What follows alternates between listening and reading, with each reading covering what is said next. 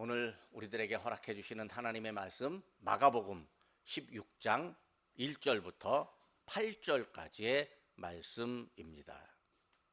안식일이 지나매 막달라 마리아와 야고보의 어머니 마리아와 또 살로메가 가서 예수께 바르기 위하여 향품을 사다 두었다가 안식구 첫날 매우 일찍이 해 돋을 때에 그 무덤으로 가며 서로 말하되 누가 우리를 위하여 무덤 문에서 돌을 굴려주리요 하더니 눈을 들어본즉 벌써 돌이 굴려져 있는데 그 돌이 심히 크더라. 무덤에 들어가서 흰 옷을 입은 한 청년이 우편에 앉은 것을 보고 놀라매 청년이 이르되 놀라지 말라. 너희가 십자가에 못 박히신 나사렛 예수를 찾는구나. 그가 살아나셨고 여기 계시지 아니하니라. 보라, 그를 두었던 곳이니라. 가서 그의 제자들과 베드로에게 이르기를 예수께서 너희보다 먼저 갈릴리로 가시나니 전에 너희에게 말씀하신 대로 너희가 거기서 배우리라 하라 하는지라.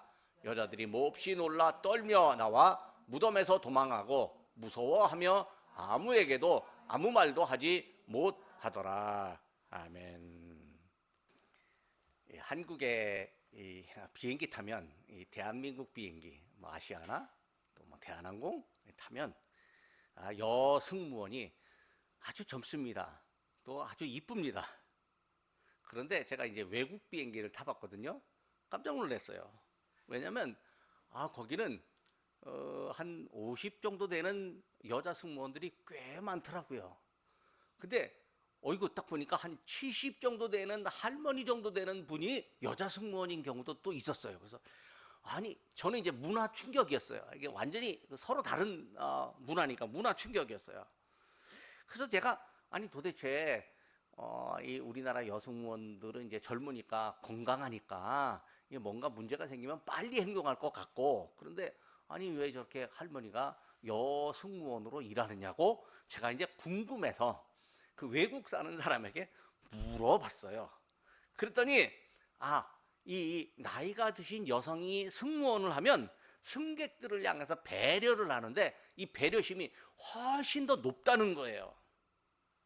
비행기 여승무원이 이제 나이가 있으면 아기를 낳고 아기를 키워본 경험이 있으니까 그 아기를 키워본 경험에 의해서 사람들에 대한 배려나 이런 그 따뜻한 마음이 젊은 사람들보다 훨씬 더하다는 거예요. 그래서 그 승객들이 뭔가 요구를 하고 부탁하고 불편을 호소하면 그냥 매뉴얼에 있는 대로 그만 적당히 대응하는 게 아니고 진짜 진심을 다해서 공감하고 대응을 한다는 거예요. 정확한 연구에 의한 것도 아니고 그냥 그 외국인이 저에게 그렇게 얘기해 준 것이긴 하지만 나름대로 인생의 경험을 가진 여성들, 이런 분들의 생각과 판단력을 신뢰하는구나 라고 하는 대목이었습니다. 자, 만약에 이 비행기 여승무원, 나이가 드신 여승무원들이 진짜로 사람들을 배려하는 마음이 더 강하다면, 그렇다면 오늘 본문에 예수님을 향해서 헌신적으로 섬긴 여성들 훨씬 더 잘 이해할 수 있습니다. 예수님이 십자가에 못 박혀 고난당하실 때 여성들이 십자가 아래에 있었습니다. 몇몇 제자들은 예수님이 십자가에 달렸을 때 형벌당하는 모습을 보고 도망갔습니다. 베드로 같은 경우는 아예 도망가기 전에 멀찌감치 예수님을 따라가다가 겹불을 이렇게 쬐고 있는데, 추워서 사람들 불 쬐고 있는데 거기 가지도 못하고 겹불 쬐고 있는데 당신 예수님 따라다니던 사람 아니야? 그러니까 무슨 소리 하는 거야? 나 몰라? 모르는 소리야? 그러면서 베드로가 예수님을 모른다고 부인했습니다. 한 번도 아니고 3번이나 그랬습니다. 진짜로 예수님이 열심히 잘 따라다니는 사람이었는데 그날따라 웬일인지 3번이나 부인하고 십자가 아래에 있는 예수님을 버리고 어디론가 가버렸습니다. 그런데 예수님을 따르던 여인들은 그 십자가 아래서 예수님의 그 죽는 모습을 지켜보았습니다. 여인들이 끝까지 예수님의 그 십자가 자리를 지키고 있었습니다. 고난의 자리를 지켜보고 있었습니다. 한국 사람들이 의리 뭐 옛날에 뭐 의리 해갖고 어떤 영화 배우가 의리 그래갖고 막 한참 뜬 적이 있었는데, 의리 그러면요 대부분 남자들에게 하는 말입니다. 그것도 또 의리 그러면 살짝 좀 뭐 이제 주목 쓰는 사람들이 하는 말인데요.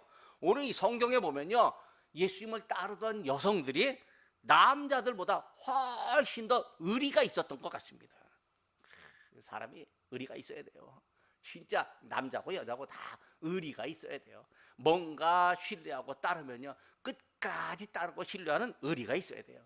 예수 믿는 사람들의 특성이 바로 그런 의리가 있는 거예요. 여인들은요 이 예수님에 대한 의리 이것보다는, 이건 물론이고 예수님이 돌아가신 이후의 일도 생각했던 것 같습니다. 안식일 전날에 예수님이 십자가에 못 박혀 죽으시고 무덤에 장사되었습니다. 자, 이제 무덤에 장사됐는데 안식일이 지난 후에 여인들이 예수님을 다시 찾으려고 생각했던 것 같습니다. 우리나라식으로 하면요 이제 장례가 나면 사무제라고 합니다.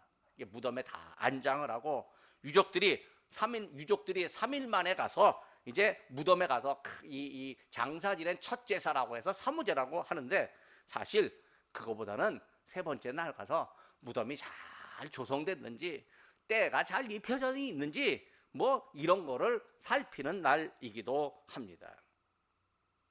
그런데 이 여인들은요 3일째 되는 날, 예수님이 십자가에 못 박혀 죽으시고 3일째 되는 날, 그날에 예수님을 찾아가려고 했습니다. 본문에 보니까요 안식 후 첫날 새벽 미명에 여인들이 예수님을 찾아왔습니다. 여인들이 향품을 사다 두었다가 그 향품을 예수님에게 바르려고 했습니다. 무덤에 계신 예수님인데 그 예수님을 향한 추억이 있고요, 또 사람이 할 수 있는 정성 배려였습니다. 사실 따뜻하고 부드러운 마음이요, 그런 헌신적인 사랑은 이 남성들보다 아마 여성들에게서 훨씬 더 찾아볼 수 있는 특성이 일반적으로 있습니다. 예수님의 제자들 중에서는요 배와 가족을 버려두고 예수님을 따른 적도 있었습니다. 또 예수님을 따르는 여인 중에는요 순전한 나드, 향유를 모두 내어서 예수님의 발에 붓고 머리카락으로 발을 씻은 여인도 있었습니다. 오늘 본문에 막달라 마리아, 야고보의 어머니 마리아, 살로메 등의 여인들이 예수님의 무덤을 찾아갑니다.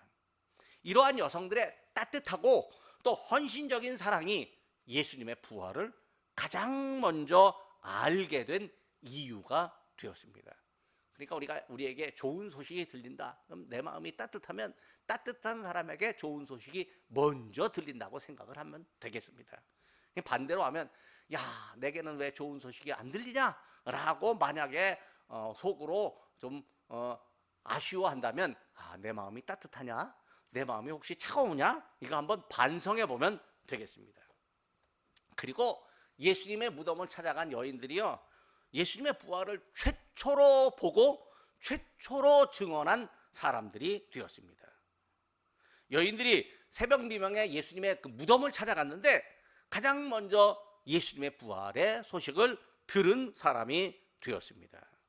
부활의 아침에 여인들이요 예수님을 무덤에 시신으로 있다고 생각했지만, 비록 시신으로 있을지라도 예수님을 향한 애틋한 마음으로 무덤을 찾아갔던 여인들, 예수님께 헌신하는 이 여인들이 가장 먼저 부활의 소식을 듣고 또 목격하고 부활의 증인이 되었습니다. 오늘 본문을 통해서 다시 한번 보겠습니다. 첫째로 예수님의 부활의 자리를 찾는 여성들이 있었습니다.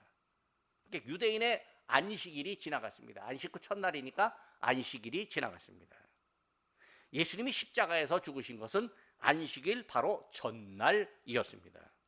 유대인의 관습에 안식일에는 아무도 일하지 않습니다.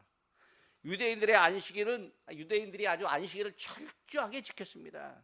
안식일 지키는데 남녀 구분이 없습니다. 유대인 집에 온 손님이라 할지라도 안식일을 함께 지켰습니다. 예수님의 무덤을 찾아오는 것도요 안식일이라면 어려웠습니다. 예수님의 무덤을 지키는 건 안식일과 상관없던, 안식일 안 지켜도 된다고 생각했던 로마의 군인들 뿐이었습니다.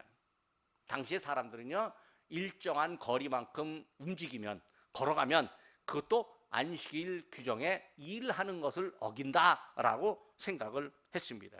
그래서 사람들이 움직이려면 안식일이 지나야 했습니다.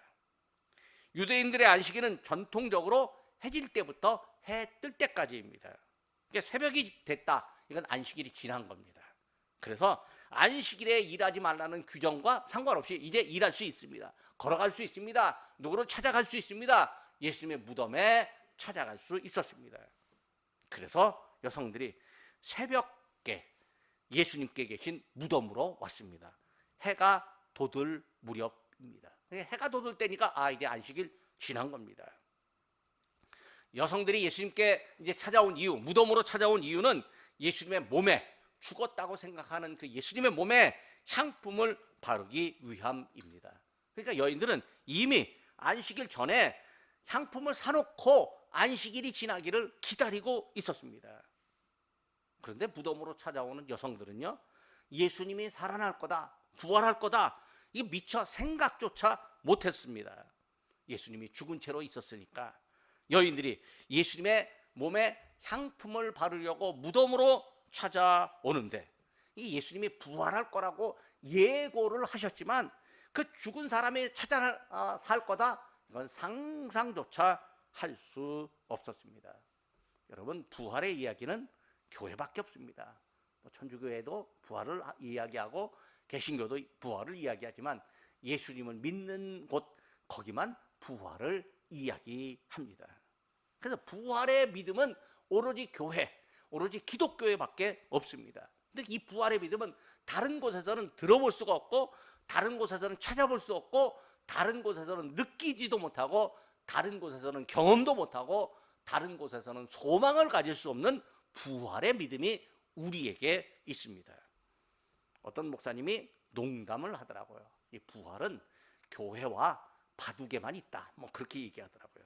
바둑 두는 사람이 이돌 다 죽었어. 그런데 어느 순간 바둑돌이 탁 살아나갖고 이기는 걸 보고 부활한다, 뭐 이렇게 얘기하는데, 그건 이제 바둑이라고 하는 그 어떤 그 스포츠 또는 이 지식 게임에서 이 어떤 역전의 현상을 이야기하는 것이고, 실제로 사람의 생명으로서 부활하는 것은 기독교, 우리 믿음밖에 없습니다.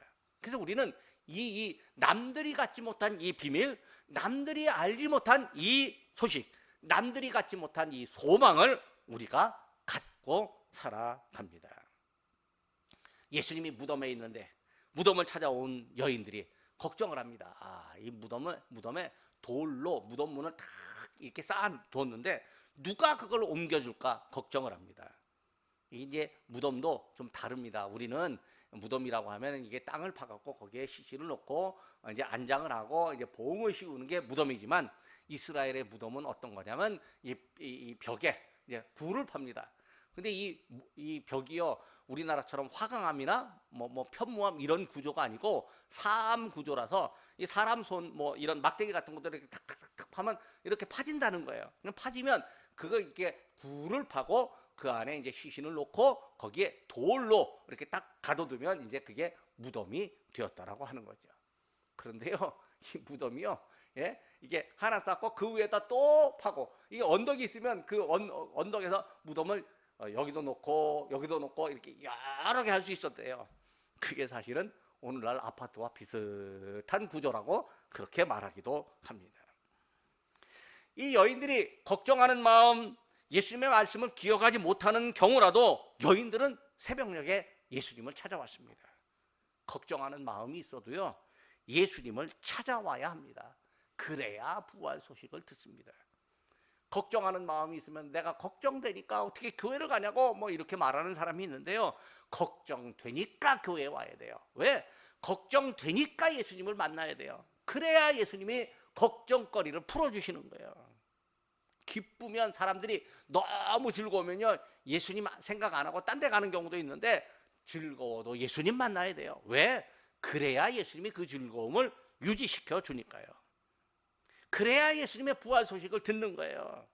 여인들이 걱정하는 마음을 안고 찾아왔지만 최초로 부활 소식을 들었습니다. 우리 역시 누구든지 내가 걱정하는 마음을 가졌든지, 내가 아니면 내가 뭐 돈을 많이 가졌든지 적게 가졌든지, 어떻게 배웠든지 못 배웠든지, 아니면 내가 몸이 약하든지 건강하든지, 누구든지 주님께 오면 주님은 우리에게 부활 소식을 들려주십니다. 그러니까 주님께 와서 부활 소식을 들어야 합니다. 두 번째로, 예수님의 부활의 자리에 젊은 증인들이 있었습니다. 여인들이 새벽녘에 무덤으로 오면서 무덤을 막은 커다란 돌을 옮겨줄 사람이 있을까? 누가 있을까? 걱정을 합니다. 로마 군인들이요, 무덤의 돌문을 옮겨줄까? 그건 만무입니다. 전혀 가능성이 없습니다. 오히려 로마 군인들이 여기가 어딘데 찾아왔냐고 여인들을 위협하며 내쫓을 겁니다. 그러나 여인들은 걱정, 무덤의 돌문을 누가 옮겨줄까 하는 염려, 걱정, 사실 걱정거리가 아니었어요. 그들이 무덤으로 갔을 땐 이미 무덤의 문이 열려 있었기 때문입니다. 사람들이요, 미래에 일어나지 않을 일을 가지고 걱정하는 경우도 굉장히 많이 있습니다. 오늘 일 때문에 걱정하지만요, 어떤 분은 그래요. 그거 올해 크리스마스가 되면 오늘 걱정은 사실 그때 가면 걱정도 아니라고 그렇게 이야기합니다. 걱정은 지나가는 거예요. 근데 사람들이 또 미래에 일어나지 않을 일을 가지고 또 걱정하는 경우도 있어요. 우리가요, 사실 한 치 앞을 내다볼 수 없는 사람이기 때문에요, 걱정하지 않아도 될 일을 걱정하기도 합니다. 뭐가 안 될까 걱정하면서요, 실제로 걱정 때문에 아무 일도 안 하고 가만히 있어요. 그러면요, 되는 일도 없습니다. 걱정하는 마음은 어쩔 수 없지만, 걱정하는 마음을 내가 스스로 다스리기도 어렵지만, 그렇다고 주저앉아 있고 또 그렇다고 또 아무것도 안 하고 있으면요, 걱정거리가 해결되는 게 아니라 오히려 걱정이 현실이 되고 맙니다. 그래서 걱정거리가 있을수록 일어나야 하는 거예요. 걱정거리가 생길수록 일어나서 뭔가 시도해야 됩니다. 일어서서 움직여야 걱정하는 일들이 조금이라도 해결됩니다. 여인들을 보니까 오늘 예수님의 이 무덤을 찾아온 여인들을 보니까 걱정돼도 일어설 수 있습니다. 여인들이 무덤에 왔을 때 이미 예수님이 무덤을 열고 부활하신 이후였습니다. 여인들이 도착했을 때 무덤의 문이 열려 있었습니다. 여인들이 무덤 안을 보니까 거기에 흰옷 입은 한 청년이 오른쪽에 앉아 있습니다. 예수님이 계셔야 할 그 자리에 처음 본 젊은이가 흰옷 입고 앉아 있으니 여인들이 엄청 놀랍니다. 이 여인들이 무슨 일인가 어안이 벙벙하고 무서워서 덜덜 떨 수 있습니다. 여인들이 무덤에 왔는데 무덤이 비어있고 아무도 없었다면 어떻게 되겠습니까? 아직까지 아무도 예수님의 부활 소식을 들은 적이 없었는데 예수님의 시신이 없으면 여인들 생각에 아이고 예수님 잃어버렸다, 누가 예수님 시신 탈취해 갔다, 이렇게 더 걱정할 겁니다. 하나님은 여인들에게 부활의 소식을 듣게 하시려고 그 자리에 누군가를 남기셨습니다. 천사라고 할 수 있는 한 젊은이의 입을 통해서 하나님께서 예수님의 부활을 알려주셨습니다. 누군가 부활의 자리에 있으면 부활의 소식을 전할 수 있고 들을 수 있습니다. 누군가 부활을 경험하면 부활을 말할 수 있습니다.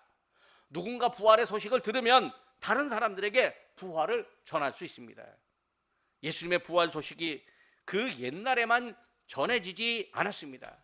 그때부터 지금까지 예수님의 부활 소식이 전해지고 우리 귀에도 들렸습니다. 우리가 들었으니까 우리도 다른 사람에게 예수님이 부활하셨다라고 말할 수 있습니다. 예수님의 부활 소식을 말하는 것, 그것이 바로 오늘 우리들이 해야 할 일이기도 합니다. 예수님의 부활 소식을 우리가 들었고 또 경험하고 예수님의 부활을 믿습니다. 그리고 다른 누군가에게 부활의 소식을 전하게 됩니다. 세 번째로, 예수님의 부활 때 부활의 소식을 전한 강한 소리가 있었습니다. 이 강한 소리라고 하는 게 뭐냐면 목소리가 크다 그거보다는 이 가슴을 강하게 울리는 아주 의미 있는 소리입니다. 여인들이 무덤 안을 들여다보는데 소스라치게 놀랄만한 일이 눈에 보입니다. 무덤에 앉은 청년들이 여인들에게 말합니다. 16절, 오늘 본문 16절 앞부분의 말씀입니다. 놀라지 말라. 너희가 십자가에 못 박히신 나사렛 예수를 찾는구나. 무덤 안에서 들리는 이 음성은 여인들이 무덤에 온 목적을 이미 다 알고 있는 듯 합니다. 여인들이 놀랄 수밖에 없는 상황도 알고 있습니다. 놀라지 말라라고 하는 이 말이요, 여인들의 생각을 정확히 알고 여인들에게 무엇인가 안심할 수 있는 위로를 제공합니다. 청년이 이어서 말합니다. 16절 뒷부분입니다. 그가 살아나셨고 여기 계시지 아니하니라. 보라, 그를 두었던 곳이니라. 지금 무덤 안에서 예수님이 부활하셨다는 소리가 아주 분명하고 강한 어조로 퍼져나옵니다. 무덤 안에서 소리가 계속 이어집니다. 여인들에게 아주 선명하게 들립니다. 10절입니다. 가서 그의 제자들과 베드로에게 이르기를 예수께서 너희보다 먼저 갈릴리로 가시라니 전에 너희에게 말씀하신 대로 너희가 거기서 배우리라 하라. 여인들은요, 예수님의 부활을 예상하지 못했습니다. 그러니까 예수님이 부활할 것이라고 하는 말씀이 그대로 이루어졌다는 음성을 똑똑히 그래도 들었습니다. 예수님의 부활은 그분의 말씀대로 이루어진 겁니다. 여러분, 내가 안 믿어도요, 예수님의 말씀이 이루어집니다. 내가 믿으면 예수님의 말씀이 내게 이루어지는데, 내가 안 믿으면 예수님의 말씀이 내게 안 이루어지는 거고 다른 사람에게 이루어지는 거예요. 그러니까 내게 믿음이 왜 중요하냐? 예수님의 그 은혜의 말씀, 축복의 말씀이 내게 들려지고 내게 적용되니까 내가 믿어야 되는 거죠. 그러니까 안 믿어도 믿어보겠다고 예수님을 찾아 나서면 내게 우리 예수님의 은혜의 말씀, 축복이 내게 들려집니다. 우리는요, 예수님이 예고하신 대로 부활하셨다는 사실을 믿습니다. 또 예수님께서 생명을 가진 완전한 모습으로 부활하셨다는 것을 우리가 믿습니다. 우리가 부활의 소식을 이미 들었고 또 전달받았기 때문에 지속적으로 확인하고 있습니다. 부활절만 부활 소식을 듣는 것이 아니라 가끔 예수님의 부활 이야기를 또 듣기도 합니다. 하나님의 영이, 성령이 우리 안에서 예수님이 부활하셨다라고 하는 사실을 강하게 확신하도록 소리를 들려주시고 우리에게 믿음을 지속적으로 확인시켜 줍니다. 그래서 누군가에게 부활과 우리의 부활을 또 말하게 됩니다. 예수님의 부활이 우리에게도 부활의 소망을 준다는 사실을 말하게 됩니다. 즉 우리가 부활의 증인이 됩니다. 마지막으로 이 부활 소식에 놀란 여인들이요, 부활의 증인이 되었습니다. 무덤 안을 들여다보던 여인들이요, 예수님이 부활했다는 소식을 듣고 깜짝 놀랐습니다. 예수님의 부활 자체에 대한 놀람이 있기도 하지만 우선은 무덤 속에서 들리는 소리 때문에 놀랍니다. 무덤 안에 있어야 할 예수님은 안 계시고 다른 사람의 소리가 들리니까 놀라지 않을 수 없습니다. 그러니까 놀라는 게 당연한 겁니다. 근데 당연하다 못해서 무섭기까지 합니다. 여인들이 무덤에서 도망 나왔습니다.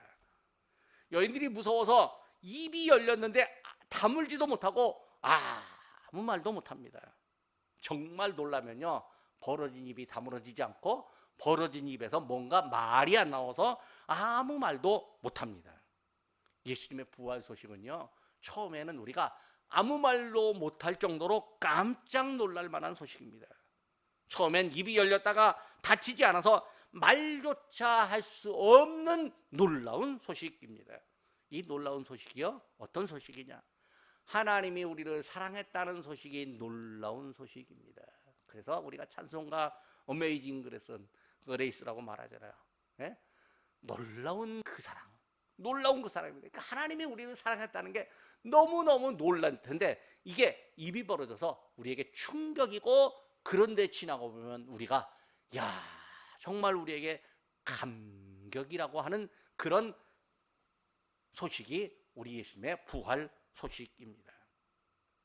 부활의 소식이요, 분명하고 단호하게 들려지면 처음에는 놀라서 무서워할 소식이지만 조금 후에 이제 정신이 들면 믿기 어려운 소식이기도 합니다. 그러나 이제 잠시 시간이 지나서 정신이 들면 사람이 달라집니다. 그렇게 무서워하던 사람이요 변해서 부활을 전하는 용감한 사람이 됩니다. 사람이 이렇게 변하는 건요 아주 어떤 특별한 경험을 했기 때문입니다. 사람이 아주 특별한 경험을 하면요 그 다음에 변합니다.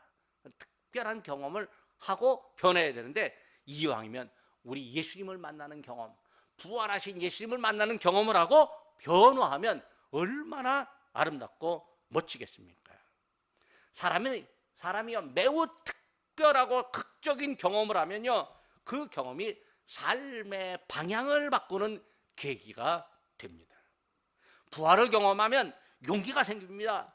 죽음의 위기를 만나도요 담담하고 또 당당하게 예수님의 부활을 말하게 됩니다. 제 얘기를 좀 하면 제가 20살 때까지요 20살 때까지 여자들 앞에서는 말도 못했어요. 얼마나 용기가 없는지 말도 못했어요. 20살 때까지 진짜 바보 같았어. 말도 못했어요. 근데 20살 때 어디에 갔냐면 여름 산상 집회라는 데 갔어요. 자, 과천에 여름 산상 부흥회에 갔어요.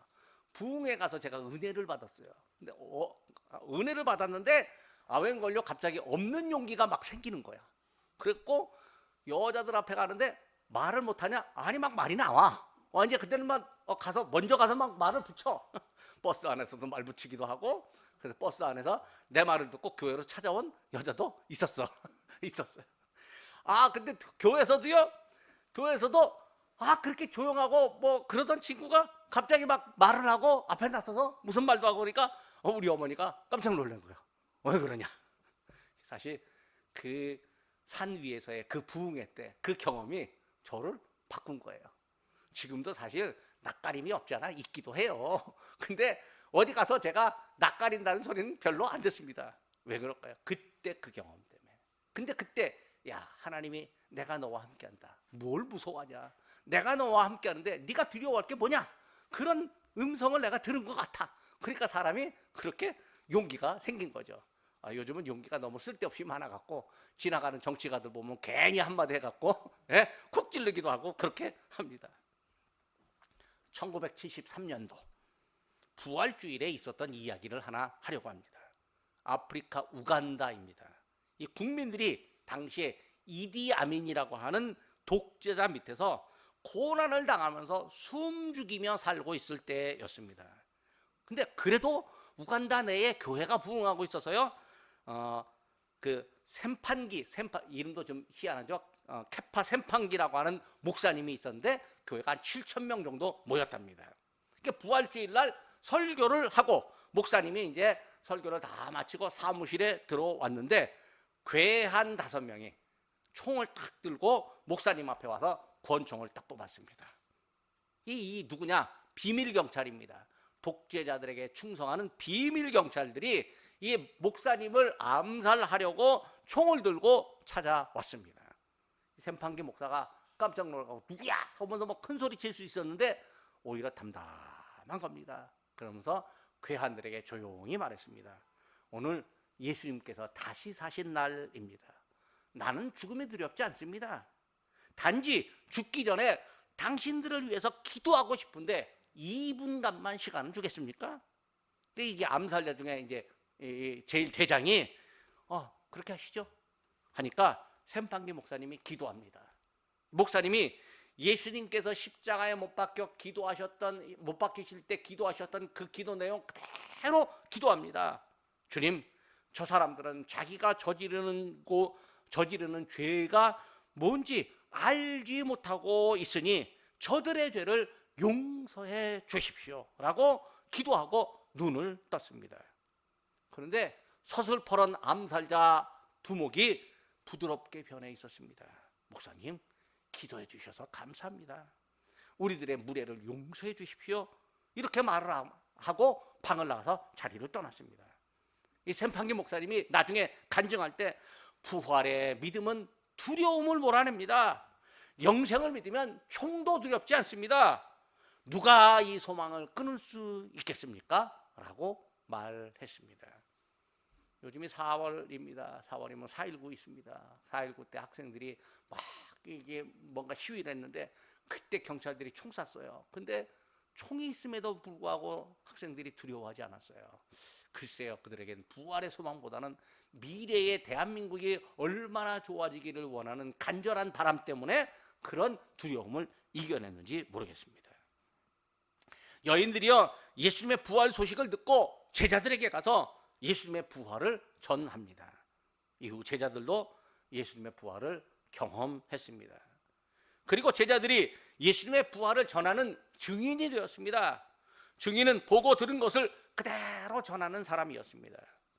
예수님의 부활 소식이 제자들의 삶을 예수님의 증인, 부활의 증인으로 살게 하는 방향 전환의 표지판이 되었습니다. 말씀을 맞으려고 합니다. 오늘 맺으려고 합니다. 오늘 부활절 아침입니다. 부활절 아침에 예수님의 부활 소식을 우리가 다 같이 듣습니다.